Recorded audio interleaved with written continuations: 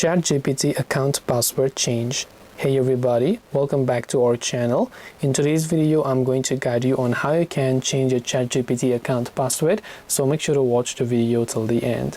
In order to change your ChatGPT account password, all you have to do is go ahead and first of all, launch the ChatGPT application and then go to the login bar.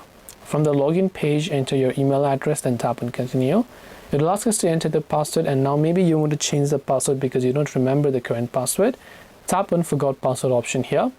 Then just make sure to send your email. So it will send a link to our email address. So when you tap on continue, now you can simply open up your mailbox here. Then you'll receive an email from ChatGPT that says reset password. So you can tap on reset password link, and as you do that, it will take you to the new page where you can choose your new password without having to remember your old password.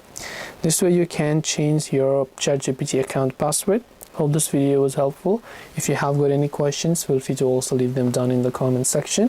Thank you for watching till the very end, and see you soon in the next video.